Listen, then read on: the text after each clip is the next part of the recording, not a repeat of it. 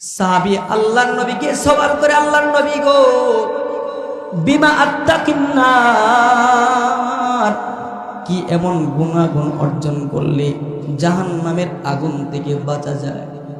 আল্লাহর নবী সরকারে দো আলম নবী শর্টকাট জবাব দিছে, উম্মত, জাহান্নামের আযাব থেকে জাহান্নামের আগুনকে নিভাইতে গেলে বিদুমুই আইনিকা, তোমার এক ফোঁটা চোখের পানি লাগবে। সাহাবী বলে, আল্লাহর নবী গো, চোখের পানি তো মানুষ ব্যথা পাইলো বের হয়ে যায়, চোখের পানি তো বান্দা যদি তার ভাইকে হারায় ফেলে, বাবা যদি তার সন্তানকে হারায় ফেলে, সন্তানের মৃত্যুতে বাবার চোখ দিয়া পানি পড়ে, প্রেমিকারে হারাইলে চোখ দিয়া পানি পড়ে। ওগো আল্লাহর রাসূল, কোন চোখের পানির কথা বলছেন? বিদুমে আয়নি, কোন চোখের পানি? যে চোখের পানি আমার আল্লাহর জাহান্নামকে নিভায়া দেয়। আল্লাহর রাসূল বলে, উম্মতের আরে, যেই চোখের পানিটা আমার আল্লাহ তাআলার ভয়, আমার মালিকের আদালতে আল্লাহর সামনে দাঁড়ানোর ভয়ে যদি এক ফোঁটা চোখের পানি আসে, বলে আল্লাহ কি করে তোমার সামনে দাঁড়াবো? জীবনে আমি গুনাহ করেছি, পাপ করেছি, আমার জীবনে আমি অন্যায় করেছি, ওগো মাওলা, কেমনে গো আমি তোমার কাছে দাঁড়াবো? তোমার কাছে দাঁড়ানোর মতো যোগ্যতা আমার নাই, তোমার সামনে খারাপ হওয়ার যোগ্যতা আমার নাই। বান্দা আখিরাতের কথা স্মরণ করে, মওত কবরের কথা স্মরণ করে, কিয়ামতের ময়দানের কথা স্মরণ করে, বান্দা যদি নোয়াগাঁও গ্রামের একটা বান্দা অথবা বান্দা যদি এক ফোঁটা চোখের পানি ফলাইতে পারে, আমার রাসূল বলে, উম্মতিরা রে, তুমি তো এক ফোঁটা চোখের পানি ফলাইলা না, তুমি জাহান্নামের আগুনটাকেই নিভাই দিলা। এক ফোঁটা চোখের পানির কত দাম, যে চোখের পানির দ্বারা জাহান্নামের আগুন নিভে যায়। সুবহানাল্লাহ, আস্তে করে বলে, আর জোরে বলেন সুবহানাল্লাহ, আর জোরে বলেন সুবহানাল্লাহ, আল্লাহু আকবার, লা ইলাহা ইল্লাল্লাহ। তাহলে বলতেছি না, এক ফোঁটা চোখের পানি, যে চোখের পানি বান্দা যদি আল্লাহর আদালতে দাঁড়ানোর ভয়ে, মালিকের দাঁড়ানোর ভয়ে যদি কাঁদতে পারে, তো এই এক ফোঁটা চোখের পানি তাকে জাহান্নাম থেকে বাঁচায়। আজকে তো আমাদের ভিতরে মালিকের সামনে দাঁড়ানোর ভয় নাই, অথচ এক জমানা এমন ছিল, মুরব্বীরা না, ছোট্ট ছোট্ট বাচ্চাদের ভিতরে আল্লাহর সামনে দাঁড়ানোর ভয় ছিল, আল্লাহর সামনে দাঁড়ানোর ভয় ছিল।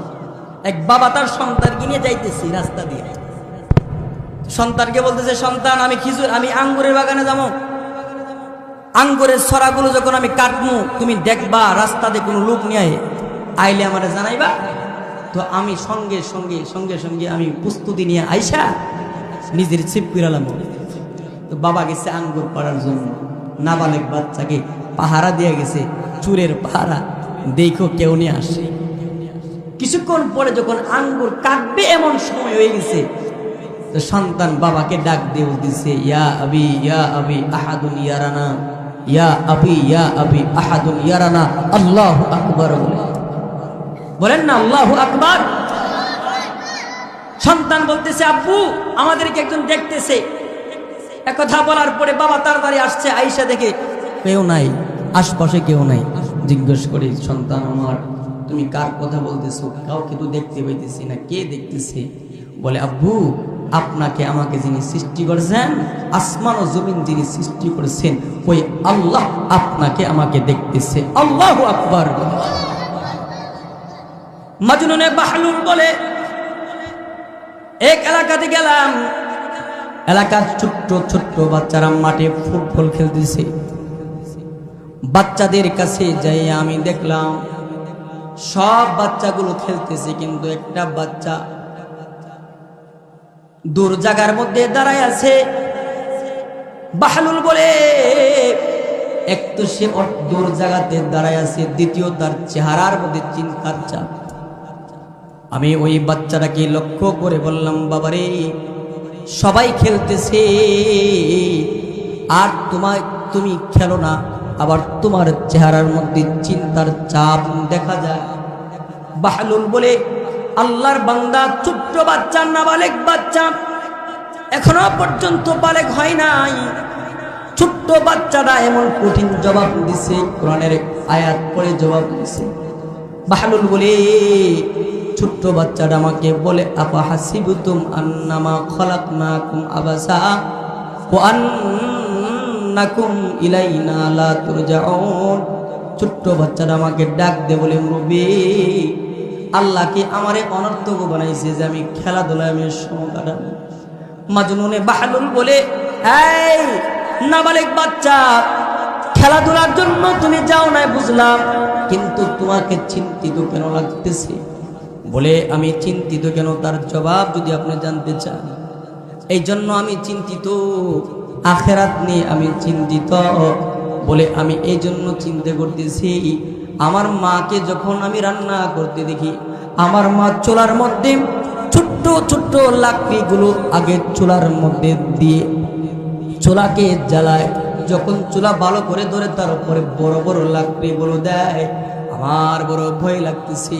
হাসরের ময়দানে আল্লাহ তাআলা যেদিন জাহান্নামীদেরকে জাহান্নামে দিবে,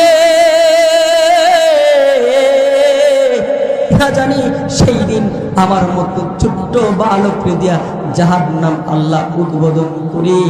তাই আমি ছোট্ট বাচ্চা হওয়ার পরও চিন্তিত, যেন আখেরাতে আল্লাহর আদালতে অপরাধী না হয়ে দাঁড়াতে হয়। আল্লাহু আকবার। এই ভয় কি আমাদের মাঝে আছে? মুরিব্বিরা চামড়া ঢিল হয়ে গেছে, দাড়ি পাইখা গেছে, হাড়গুলো দুর্বল হয়ে গেছে, এখনো দেখা যায় বহু শত শত মুরব্বি এলাকার শাস্ত্রলে বসে রাত কি রাত তারা নগ্ন সিনেমাগুলো দেখতে থাকে। যদি তাদের মধ্যে ন্যূনতম ওই ছোট্ট বালকের বই যদি কাজ করত, তাহলে সে কখনো রাত পর সে গুনাহের কাজে লিপ্ত থাকতো না। ঠিক কিনা জোরে বলুন? আমাদের ভিতরে আল্লাহর ভয় নাই, আমাদের দিল থেকে আল্লাহর বই কেটে গেছে, যার দরুন আজকা পাপাচার করা, অন্যায় করা আমাদের দ্বারা সহজ হয়ে গেছে। অথচ একটা পাপের জন্য, একটা গুনাহের জন্য আল্লাহর আদালতে আপনাকে আমাকে জবাব দিতে হবে। আল্লাহ রাসূল বলে, একটা কবিরা গুনার জন্য 700 বৎসর পর্যন্ত জাহান্নামে জ্বলতে হবে। বাপজান, জাহান্নামের আগুন কিন্তু নোয়াবের মা বোনেরা যে তরকারি রান্না করে, এই আগুন। জাহান্নামের আগুন কিন্তু দুনিয়ার আগুনের মতো না। জাহান্নামের আগুনটা এত পাওয়ার, আমার আল্লাহ বলেন, নারুল্লাহিল মুকাদাতুল্লাতি তাত্তালিউ আলাল আফিদা। জাহান্নামের আগুন যদি কোনো জাহান্নামের গায়ে লাগা যায়, আল্লাহ রাসূল বলে, জাহান্নামের কোনো যদি বান্দার মধ্যে আঙ্গুলে লেগে যায়, লাগতে দেরি হবে, ওই জাহান্নামের আগুন বান্দার কলিজাটাকে পোড়াতে দেরি করবে না। ওই জাহান্নামের বই আপনার আমার কলবের ভিতরে তৈরি করতে হবে। গুনাহ করেছেন, আল্লাহর কাছে মাপ চাবে। আপনারা যারা গুনাহগার, আমরা সকলেই গুনাহগার। ইন্নাল ইনসানা লা ইয়াখলু আনিল মাসিয়া। পৃথিবীর কোনো মানুষ গুনাহ থেকে মুক্ত না, একমাত্র নবীদের কাফেলা ছাড়া। এখানে যারা আপনারা বসে আছেন, আপনাদেরও পাপ আছে, আমি বন্যওয়ালারও পাপ আছে। কেউ গুনাহ থেকে মুক্ত নয়। বলতে পারেন, হুজুর, তাহলে গুনাহ নিয়ে দাঁড়াইলে তো আল্লাহর কাছে জবাবদিহিতা আছে। এখন গুনাহ থেকে কি করে মুক্ত হওয়া যায়? আমার মালিকের কাছে পাক সাফ কি করে হওয়া যায়? আপনাদের ব্যাপারেও সুসংবাদ আছে। আমরা যারা মুজরিমিন, আমাদেরও ভয় নাই, আমাদের ব্যাপারেও আল্লাহ তাআলা সুসংবাদ প্রদান করেছে। আল্লাহ রাসূলকে আল্লাহ তাআলা ডাইকা বলেছেন, কুল ইয়া ইবাদিয়াল্লাযিনা আসরাফু আলা আনফুসিহিম লা তাকনাতু মির রাহমাতিল্লাহ। আল্লাহ তাআলা তার রাসূলকে বলে, পয়গম্বর আমার, দোস্ত আমার, আমি জানি আমার বান্দারা গুনাহ করবে। আমার বান্দাদেরকে আপনি ডাক দিয়ে বলে দেন, নুয়াগয়ের বান্দাদেরকে ডাক দিয়ে বলে দেন, গুনাহ করেছে ওরা যেন নৈরাশ না হয়ে যায়, ওরা যেন বিচলিত না হয়ে যায়, আমি আল্লাহর রহম থেকে যেন নৈরাশ না হয়ে যায়। আমি আল্লাহর কাছে যদি কোনো বান্দা যদি তওবার মতো তওবা করতে পারে, আর যদি নিজেকে যদি লজ্জিত করতে পারে, শর্মিন্দা যদি ইচ্ছা মতে নিজেকে বানাইতে পারে, আল্লাহর কাছে যদি নিজেরে জালিল বানায় ফেলে, অনুয়াগর ভাই, আপনি যদি আল্লাহর ভয়ে যদি আদালতে দাঁড়াবার ভয়ে যদি নিজের গুনাহের প্রতি যদি লজ্জিত হইয়া যদি আল্লাহর কাছে যদি এক ফোঁটা চোখের পানি চিল্লায়া যদি ফলাইয়া দেন, শুধুমাত্র চিল্লায়া নয়, যদি আপনি মনে মনে যদি কান্না করে আল্লাহর ভয়ে যদি তওবা করেন, আমার আল্লাহ আপনাদের ব্যাপারও সুসংবাদ প্রদান করছে, বান্দারে আমি আল্লাহ তোদেরকেও মাফ করে দিব, আমাদেরকেও মাফ। মুসা আলাইহিস সালাম ময়দানে গেছে সালাতুল ইস্তিসকা নামাজ পড়ার জন্য, বৃষ্টির নামাজ পড়ার জন্য গেছে। বৃষ্টি হয় না, বৃষ্টির একটা নামাজ, সেটা হাদিসের ভাষায় সালাতুল ইস্তিসকা বলে। ময়দানে গেছে সালাতুল ইস্তিসকা পড়ার জন্য। পয়গম্বর মুসা উম্মত নিয়ে সালাতুল ইস্তিসকা পড়ে আল্লাহর কাছে দোয়া করেছে, আল্লাহ অগমালিক, বৃষ্টি নাই, অনাবৃষ্টির কারণে তোমার বান্দাগুলো কষ্ট করতেছে। অগমালিক, মাঠের লাইনে দিয়া দেখো মালিক, মাঠের লাইন দিয়া দেখো না, ফাঁকে ফাঁকে হাইওয়ানগুলো, গৃহপালিত পশুগুলো পর্যন্ত আনছে। আল্লাহ, তারা পর্যন্ত বৃষ্টির জন্য কষ্ট করতেছে। মানুষ না গুনাহ করছে তাই তাদেরকে বৃষ্টি দাও না, ওরা তো গুনাহগার নয়। আল্লাহ, তুমি তাদের দিকে তাকায়া হলো বৃষ্টি দিয়ে দাও। মুসা পয়গম্বর সালাতুল ইস্তিসকা পড়ে আল্লাহর কাছে দোয়া করার পর আমার আল্লাহ আসমান থেকে আওয়াজ দিতেছে, মুসা গো, ও মুসা, সালাতুল ইস্তিসকা একটানা 1000 সালাতুল ইস্তিসকা পড়ে যদি দোয়া করেন, দোয়া কবুল হবে না। ওগো মুসা, আজকে বৃষ্টি দেওয়া হবে না। পয়গম্বর মুসা আল্লাহকে বলে, আল্লাহ কেন গো মালিক আজকে বৃষ্টি দিবে না? পয়গম্বর হয় না দোয়া করলাম, পয়গম্বরের দোয়া আপনি ফিরাই দিবেন। আল্লাহ তাআলা বলে, মুসা বৃষ্টি দেব না, কারণ হলো তুমি যাদেরকে নিয়ে নামাজ পড়তে আসছো তাদের মধ্য থেকে আমার একটা বান্দা এমন আছে যারে আমি অপছন্দ করি, ঘৃণা করি। মুসা রে, এই গুনাহগার বান্দাটা, আমার অপছন্দশীল বান্দারা যতক্ষণ পর্যন্ত মাঠ থেকে বিদায় না হবে, আমি আল্লাহ ততক্ষণ পর্যন্ত বৃষ্টি দিব না। ওগো পয়গম্বর, তোমার দোয়া আমি কবুল করব না। পয়গম্বর মুসা আলাইহিস সালাম আল্লাহর সঙ্গে কথা বলার পরে উঁচু জায়গাতে দাঁড়ায় গেছে। দাঁড়ায়া আগন্তুক মুসল্লিদেরকে বলে, ওরে আগন্তুক মুসল্লিরা, আমি আমার মালিকের সঙ্গে কথা বলেছি। আল্লাহ বলছে বৃষ্টি দিবে না ততক্ষণ পর্যন্ত তোমাদের মাঝে এমন একজন বান্দা আছে যার সাথে আল্লাহর সম্পর্ক বড় খারাপ সম্পর্ক, তোমারে আল্লাহ বড় ঘৃণা করে। তুমি যতক্ষণ পর্যন্ত মাঠ থেকে না যাবা, আল্লাহ তাআলা ততক্ষণ পর্যন্ত বৃষ্টি দিবে না। ভাই রে, তোর নামটা আমার মালিক আল্লাহ থেকে যায় না, নাম মেনশন করার আগে আগে তুমি তোমার ইজ্জত নিয়ে তুমি মাঠ থেকে বের হয়ে যাও। আল্লাহর বান্দাদেরকে বৃষ্টি পাওয়ার তুমি ব্যবস্থা করে দাও।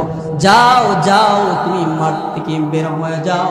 কিতাবের মধ্যে লেখেন, মুসা পয়গম্বর এই এলান দেওয়ার পরে একবার ডাইনে তাকায়, একবার বামে তাকায়, একবার সামনে তাকায়, পিছনে তাকায়, কিন্তু কেউ ময়দান থেকে বের হয় না। বারবার পয়গম্বর ডানে তাকায়, বামে তাকায়, সামনে পিছনে তাকায়। ময়দানে থেকে কেউ বের হয় না। হঠাৎ করে পয়গম্বর মূসা আসমানের দিকে তাকাইছে। আসমানের দিকে তাকায়া দেখে রহমতের মৌলা রহমতের বারিশ নিয়ে আসতেছে। মেঘমালাগুলো একদম বরাবর উঁচা হয়ে গেছে। পয়গম্বর মূসা দেখতেছে মেঘমালা থেকে বৃষ্টি টপ টপ করে পড়া শুরু হয়ে গেছে। আগন্তুক মুসল্লি যারা ছিল সকলে মাঠে বৃষ্টির মাধ্যমে ভিজা গেছে। পয়গম্বর মূসা এবার আল্লাহর কাছে দোয়া করে, আল্লাহ ওগো মালিক, দ্বিতীয়বার তুমি আমাকে আমার উম্মতের কাছে জুঠা বানাইলা। তুমি বলছো তুমি আমাকে বৃষ্টি দিবা না যতক্ষণ না পর্যন্ত ময়দান থেকে তোমার অপছন্দ বলা বান্দাকে না বাইর করে দেব।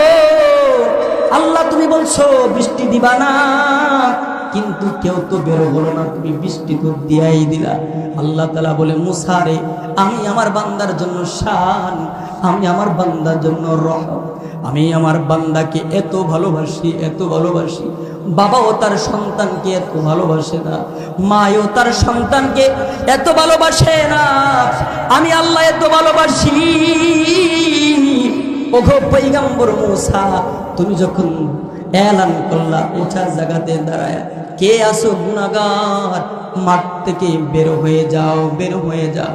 এই কথা বলার পরে আমার যে গুনাহগার বান্দাটা, আমার বান্দাটা আমার সঙ্গে তখন মনে মনে কথা বলা শুরু করছে, আল্লাহু আকবার বলে। মূসা পয়গম্বরকে আমার আল্লাহ দায়িত্ব দিয়া বলে, ওরে মূসা, কথা বলে নাই, আওয়াজ দিয়া কথা না, শুধুমাত্র মনে মনে আমার বান্দাটা আমার সঙ্গে কথা কই। আমি আল্লাহকে ডাক দেয়া বলে, আল্লাহ,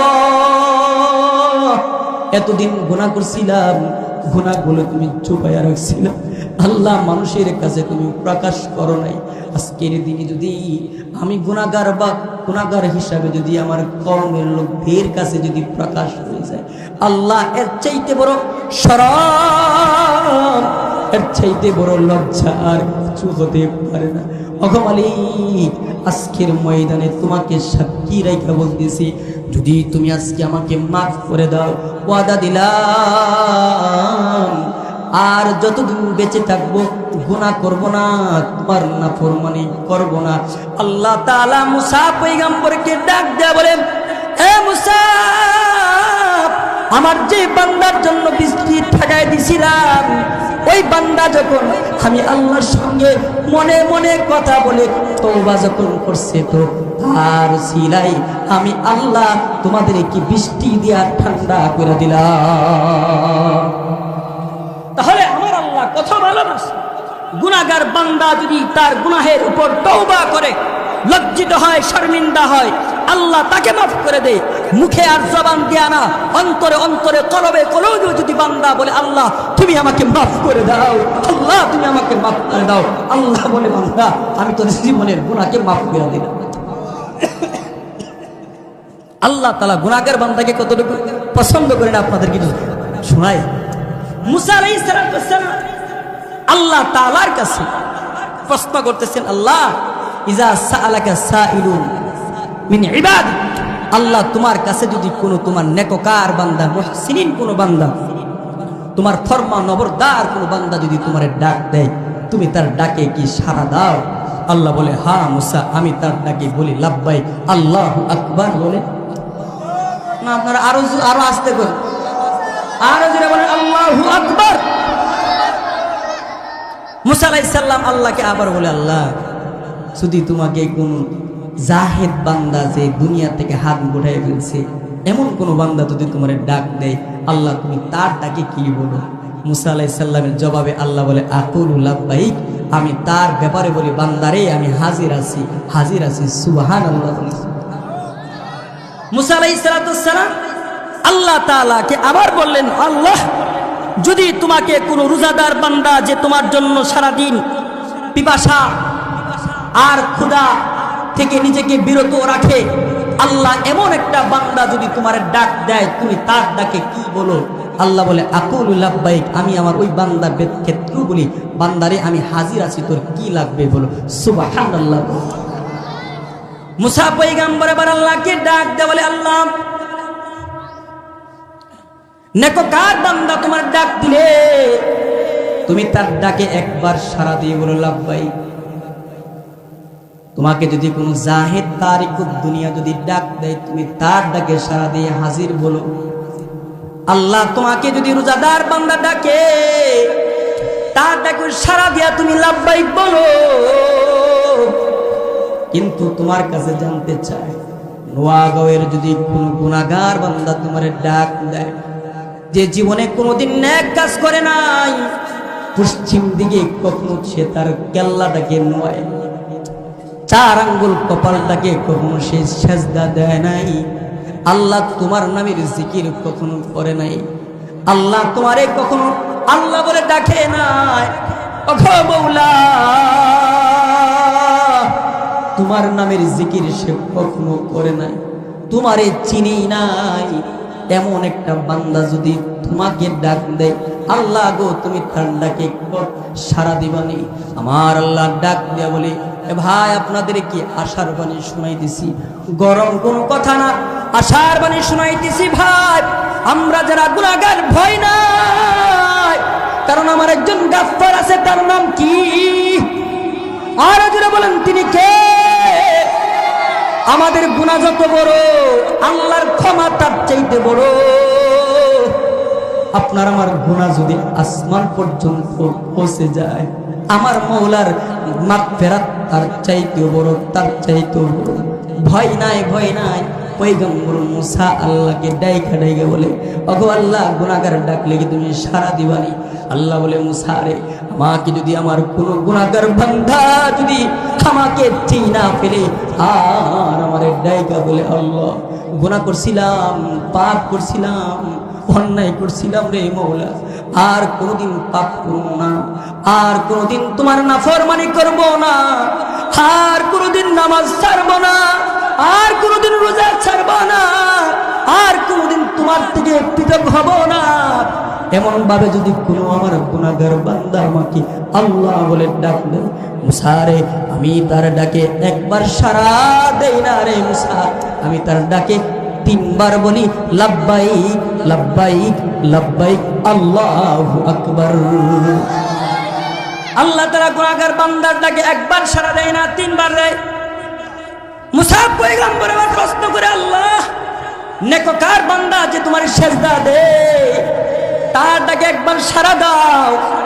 তারিকুদ দুনিয়া, যে দুনিয়ার সঙ্গে কোনো তাওয়াল্লুক নাই, রিলেশন নাই, তার ডাকে তুমি একবার সাড়া দাও। আল্লাহ রোজাদারের ডাকে তুমি একবার সাড়া দাও।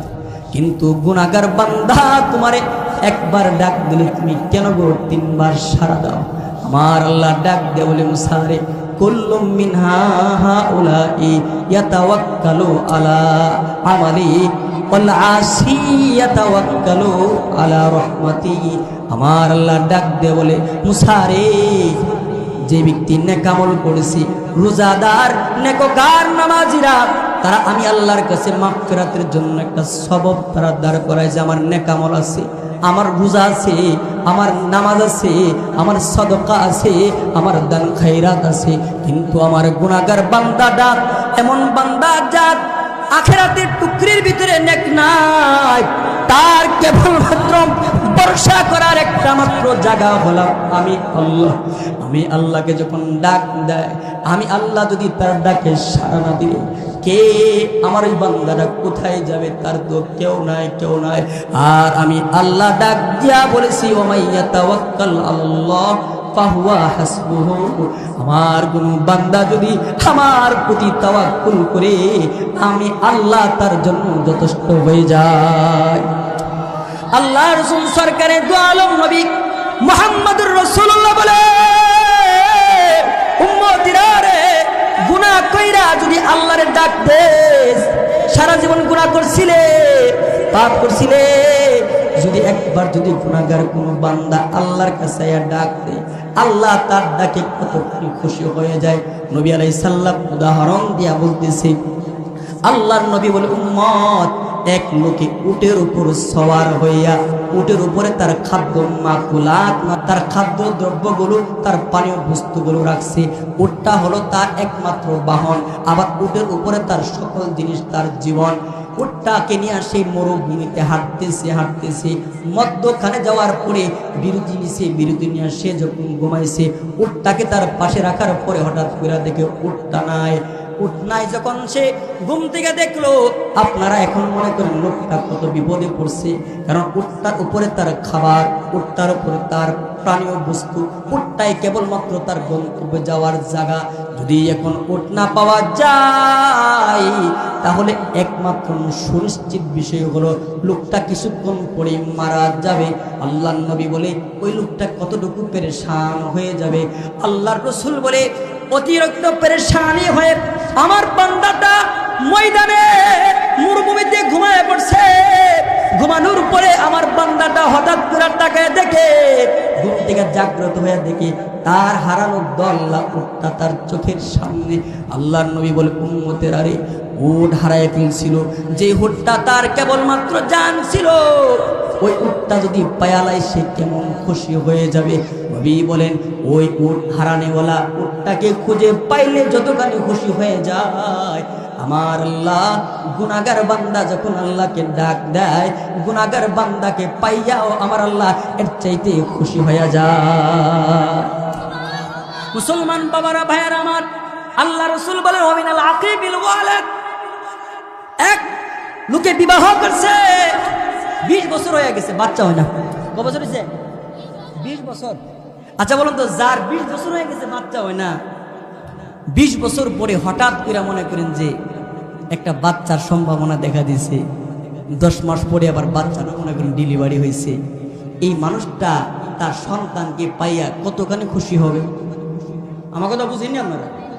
কতখানি খুশি হবে? খুশির কোনো সীমানা আছে? ও নাচি নিলে ডুল লাগতো না, এমনি নাচবো আনন্দে। কিন্তু 20টা বছর পর্যন্ত অপেক্ষা ছিলাম একটা সন্তানের চেহারা দেখুন, আল্লাহ আমাকে একটা সন্তান দিছি। ওই লোকটা তার সন্তান পাইয়া যতখানি খুশি হয়ে যায়, যে বান্দা নামাজ পড়ে না, রোজা রাখে না, আমার আল্লাহকে ছেড়ে না, আল্লাহর জিকির আজকার করে না, ওই বান্দাগুলো যখন নিজের গুনাহের উপর অনুতপ্ত হয়ে লজ্জিত হয়ে যখন আল্লাহকে ডাকতে বলে, আল্লাহ তুমি আমাকে মাফ করে দাও, মাফ করে দাও, আল্লাহ ওই বান্দাকে পাইয়া তার চাইতে বেশি খুশি হয়ে যায়। সুবহানাল্লাহ বলেন, সুবহানাল্লাহ বলেন। আল্লাহ এতখানি খুশি হয়। এজন্য শর্ত হল আমরা গুনাহগার, আমাদের গুনাহের অভাব নাই, গুনাহের আসবাবের অভাব নাই, কিন্তু আমাদের শর্ত হলো আমাদের একটা তওবা করতে হবে। তওবা আমার আল্লাহ বলে, আমার রাসূল বলে, কেউ যদি তওবায় নাসুহ করতে পারে, যদি নিজের উপর নিজের গুনাহের উপর যদি লজ্জিত হতে পারে যে আমি আর কখনো গুনাহ করব না, আমি আর কখনো পাপ করব না, আল্লাহর কাছে যদি খালেস ভাবে একটা কান্না দিতে পারে, তাহলে আল্লাহ তাআলা খালেস কান্না দেওয়ার কারণে আল্লাহ তাআলা বান্দাটাকে মাফ করে শুধু দিবেন না। আমার নবী বলে আত্তাইবু মিনাজ যাম কামাল্লা জামবালা, কেউ যখন তওবা করে তার গুনাহ আল্লাহ মাফ করে দেয়। আল্লাহ বলে বান্দারে শুধু গুনাহ মাফ করব না, ইউবাদদিলুল্লাহু সাইয়্যাতিহিম হাসানাত, আমি আল্লাহ তোর গুনাহের জায়গাটাকে নেক দিয়া আমি আল্লাহ ভরাট করে দিব। সুবহানাল্লাহ। আরো জোরে বলেন। আল্লাহর রাসূল বলে ফামান তাবা তাওবাতান নাসুহা, আল্লাহর কোন বান্দা যখন তওবায়ে নাসুহ করে, আবার করার পরে নিজের গুনাহের প্রতি লজ্জিত হয়ে শর্মিন্দা হয়ে আল্লাহকে যদি ডাক দে বলে, আল্লাহ আর গুনাহ করব না, আল্লাহ আর গুনাহ করব না, নবীজি বলেন আনসাল্লাহু হাফিজাইহি ওয়া জাওয়ারিহু ওয়া বিকাল আরদি কুল্লাহা খাতায়াহু ওয়া যুনুবা, আল্লাহ তাআলা তার গুনাহকে শুধু মাফ করে না, বলে তার ডানের ফেরেশতা বামের ফেরেশতা যারা গুনাহ লেখছিল আল্লাহ তাআলা তাদেরকে ভুলাইয়া দেয়। বলে যেই জায়গাতে দাঁড়ায়া বৈশা গুনাহ করছিল জমিনটাকে আল্লাহ তাআলা ভুলাইয়া দেয়। ও জাওয়ারিহু, বান্দার যে অঙ্গ পতঙ্গ দিয়া গুনাহ করছিল অঙ্গ পতঙ্গগুলোকে পর্যন্ত ভুলাইয়া দেয়। আল্লাহ তাআলা তাকে মাফের ঘোষণা দিয়ে দেয়। সরকারে দু আলম নবী, আল্লাহর নবী ঘটনা বর্ণনা করেছে, কেউ যদি তওবায়ে নাসুহ করতে পারে, সারা জীবন ভর গুনাহ করছে, পাপ করার পরে যদি আল্লাহর কাছে কাঁদতে পারে, আল্লাহর কাছে যদি এক ফোঁটা দুইটা চোখের পানি আল্লাহর বয়ে আল্লাহর সামনে দাঁড়ানোর বয়ে যদি ফালাইতে পারে তাহলে আল্লাহ তাকে মাফ ঘোষণা দিবেন। আল্লাহ রসুল বুখারী মুসলিমের হাদিস আছে, আল্লাহর নবীর কাছে আল্লাহর নবী হাদিস বর্ণনা করে বনি ইসরায়েলের একটা লোক ৯৯টা খুন করার পরে তার ভিতরে আল্লাহর আদালতে দাঁড়াইবার ভয় জাগছে। ৯৯টা খুন করার পরে একজনের কাছে যাওয়ার পরে বলে, ভাই রে গুনাহ করলাম, আল্লাহ কি আমাকে মাফ করবো কিনা?